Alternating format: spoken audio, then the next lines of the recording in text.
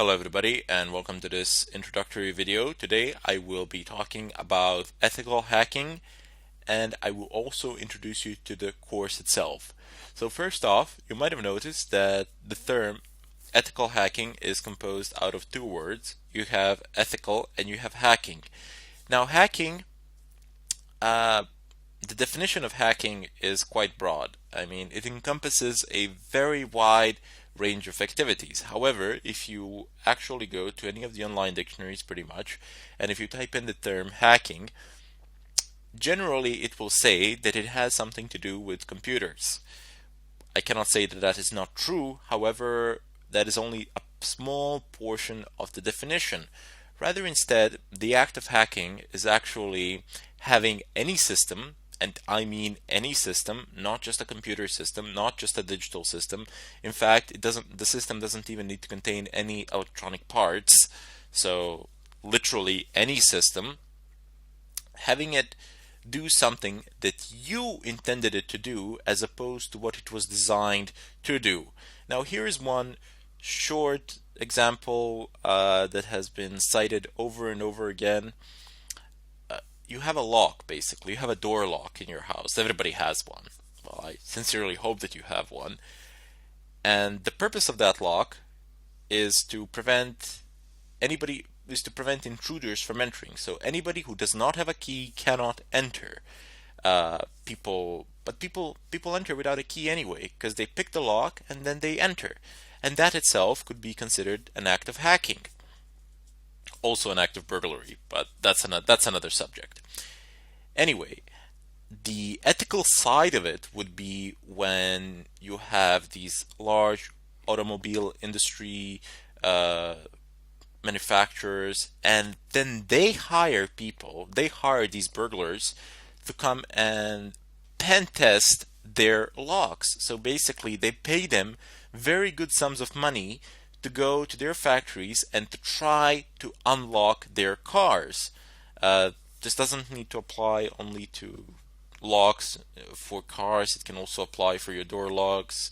Manufacturers of pretty much all sorts of locks, they hire people to actually try and pick lock them. And then if they succeed doing it, and if they succeed, they pay them a very good sum of money.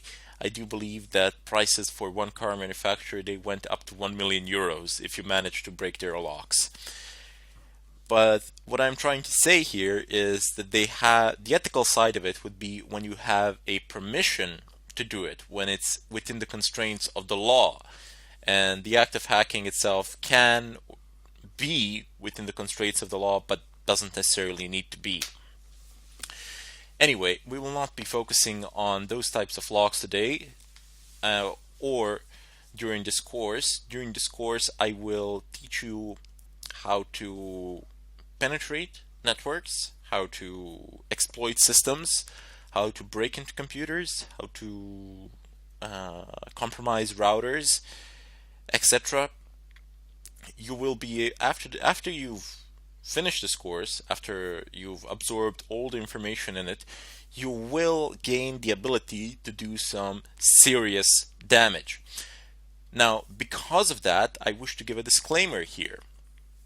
So first off, I do not encourage any sort of illegal activity. Furthermore, I strongly advise against it, and I am against it. So you do not have any legit need to do anything that is against the law with the knowledge that you're going to get during this course, because you're going to get some pretty good knowledge and you can abuse it very easily.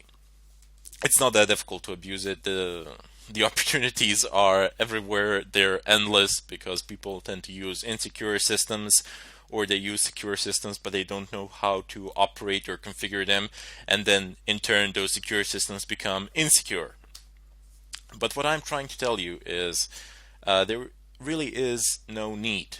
I mean, if you want to do it for the money or something like that, you can make the same amount, if not more, in a perfectly legitimate way. People will pay you to actually test their networks and to see if you can find any vulnerabilities in them and then report them, perhaps even fix them. So, however, if you do decide to do something against the law in any country, I am not responsible for it. That is what I want to say. I do not claim responsibility for it, as I have already stated that I am doing this for purely for educational purposes, and I do not advocate the use of this material for any sort of illegal purpose. Now, I hope you understand why I had to make this disclaimer, and I this is not what I said. These are not just empty words. I really do stand by it, and that is my philosophy as well. In any case, during this course, I will show you numerous examples, methods. You will need some prerequisites over which I will go in the next tutorial. But you're in for a ride, so sit down, be patient. That is a very important thing in this line of work. Patience, because everybody has, everybody out there, if you are looking at this tutorial now, if you've typed in the term ethical hacking, I'm guessing that you've seen I'm guessing at some point of time in your lives, like myself, you have seen a movie that involves some sort of hacking with computers, and you see this terminal, and you just see them typing in something there, and it just basically works. It works within 5 minutes or something like that. Let me tell you something. That has nothing to do with the real world, or very little to do with the real world. In the real world, people spend countless sleepless nights trying to do something, trying to obtain access, trying to bypass a password protected file or something of a kind in a server, trying to escalate privileges, trying to inject in a SQL injection or something of a kind.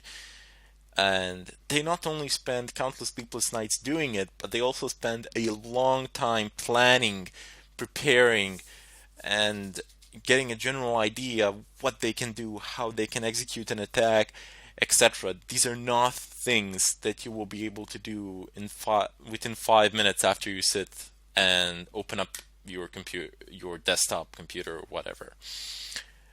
You will need time, you will need patience, but above all, you will need to be curious. Curiosity is one of the first steps here, and obviously, since you've actually chosen to listen to this tutorial, to go through it, you do possess it already. You just need to build on it a little bit more, and you'll be where you want to be.